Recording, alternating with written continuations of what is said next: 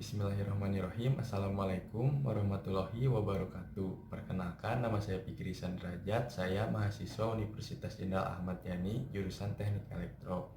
Saya akan menjelaskan tentang fisika dasar 2 mengenai bab arus bolak-balik bab 8. Nah, ada 5 poin yang bakal saya sampaikan. Yang pertama, pengertian arus listrik bolak-balik. Yang kedua, impedansi, tegangan, dan arus bolak-balik. Lalu yang ketiga, kapasitor dalam rangkaian arus bolak-balik. Yang keempat, daya pada rangkaian arus AC dan pemakaian arus listrik AC. Yang pertama, pengertian arus listrik bolak-balik. Listrik arus bolak-balik, listrik AC atau alternating current adalah arus listrik di mana besarnya dan arahnya arus berubah-ubah secara bolak-balik. Berbeda dengan listrik arus searah di mana arah arus yang mengalir tidak berubah-ubah dengan waktu. Bentuk gelombang dari listrik arus bolak-balik biasanya berbentuk gelombang sinusoida. Karena ini yang memungkinkan pengaliran energi yang paling efisien. Namun dalam aplikasi-aplikasi spesifik yang lain, bentuk gelombang lain pun dapat digunakan. Misalnya bentuk gelombang segitiga, triangular wave, lalu bentuk gelombang segi empat, square wave. Secara umum, listrik bolak-balik berarti penyaluran listrik dari sumbernya, yaitu misalnya PLN, ke kantor-kantor atau rumah-rumah penduduk. Namun ada pula contoh lain seperti sinyal-sinyal radio atau audio yang disalurkan melalui kabel, yang juga merupakan listrik arus bolak-balik. Di dalam aplikasi-aplikasi ini, tujuan utama yang paling penting adalah pengambilan informasi yang termodulasi atau terkode di dalam sinyal arus bolak-balik tersebut. Arus bolak-balik atau AC adalah sejenis arus yang mempunyai arah bolak-balik karena sumber arus listrik menghasilkan voltase bolak-balik voltase alternating. Sistem kelistrikan pada kendaraan bermotor menggunakan arus searah. Listriknya berasal dari arus bolak-balik dengan menggunakan inverter. Pada kendaraan bermotor yang memakai generator AC, alternator memerlukan perubahan arus bolak-balik itu jika alternator sesuai digunakan pada kendaraan bermotor tersebut. Selanjutnya yang kedua yaitu impedansi, tegangan, dan arus bolak-balik. Dalam rangkaian sederhana bolak-balik umumnya terdapat komponen resistor, induktor, dan kapasitor.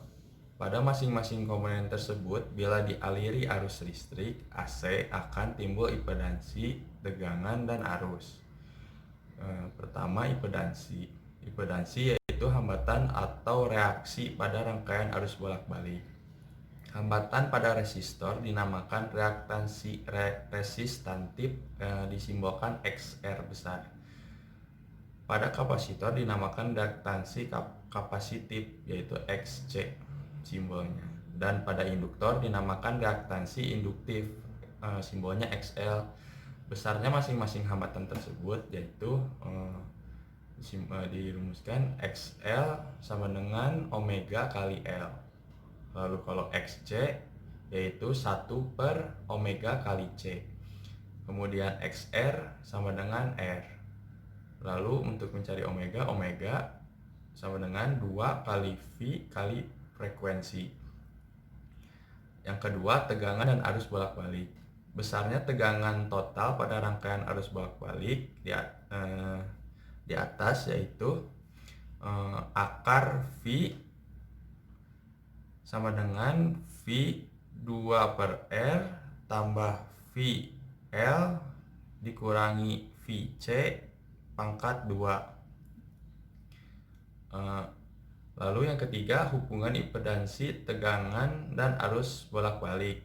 Secara matematis, hubungan hambatan, tegangan, dan arus AC sama dengan arus DC. Berlaku hukum Ohm, yaitu V sama dengan L kali Z. Lalu VC yaitu sama L kali XC. Lalu VL L kali XL. Lalu VR L kali XR. Lalu yang ketiga, kapasitor dalam rangkaian arus bolak-balik. Ada beberapa poin yang saya akan jelaskan. Yang pertama, pada rangkaian kapasitif arus mendahului tegangan. Sebuah kapasitor C yang dihubungkan dengan sumber arus bolak-balik ditunjukkan pada gambar. Rangkaian seperti ini disebut rangkaian kapasitif. Besarnya arus dan tegangan pada rangkaian kapasitif dinyatakan dengan persamaan. Yang pertama, untuk mencari arus, V sama dengan VC sin omega T. Lalu untuk mencari tegangan, yaitu I kali sin dalam kurung omega T plus 90. Yang kedua, beda fase pada rangkaian kapasitif. Dengan melihat grafik sinusoidal dapat dinyatakan bahwa beda fase atau selisih fase antara arus dan tegangan pada rangkaian kapasitif adalah 90 derajat setengah V dengan tegangan ketinggalan oleh arus atau arus mendahului tegangan. Lalu yang ketiga, reaktansi kapasitif. Hambatan yang timbul pada kapasitor yang dihubungkan dengan rangkaian arus bolak-balik disebut reaktansi kapasitif. Besarnya reaktansi kapasitif dirumuskan XC 1 per omega C. Karena omega yaitu 2V kali frekuensi, maka XC sama dengan 1 per 2V frekuensi C. Lalu yang keempat, daya pada rangkaian AC. Induktor murni L dan kapasitor murni C yang berbeda dalam rangkaian AC tidak pernah membuang energi listrik, tetapi hanya melakukan pengalihan bolak-balik energi dari rangkaian ke medan magnetik atau medan listrik. Lain halnya dengan arus yang mengalir melalui penghambat R.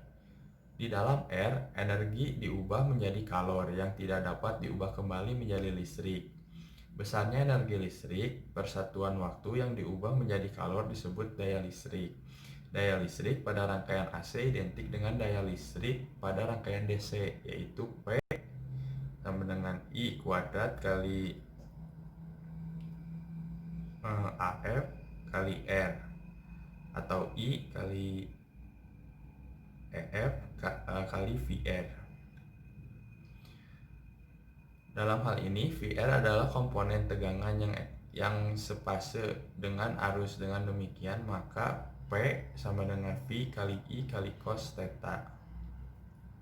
Besaran cos theta disebut faktor daya pada rangkaian karena theta dapat berubah.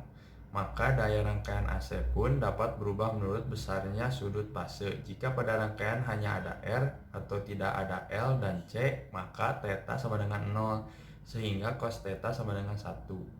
Dalam keadaan itu, P sama dengan P kali I. Lalu yang terakhir, yang kelima, pemakaian arus listrik AC. Yang pertama, transmisi tenaga listrik. Listrik dari PLN yang kita pakai di rumah adalah listrik arus bolak-balik atau AC. Listrik yang bisa masuk ke rumah kita melalui suatu cara yang disebut transmisi tenaga listrik. Lalu yang kedua, pemakaian listrik di rumah kita. Arus listrik masuk ke rumah kita melalui kWh meter dan pembatasan daya. Alat kWh meter berfungsi untuk mengatur banyaknya energi listrik yang digunakan.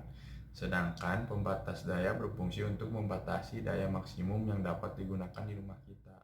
Jadi sekian video yang saya dapat sampaikan. Mudah-mudahan video ini bermanfaat. Wabillahi taufiq wal hidayah. Wassalamualaikum warahmatullahi wabarakatuh.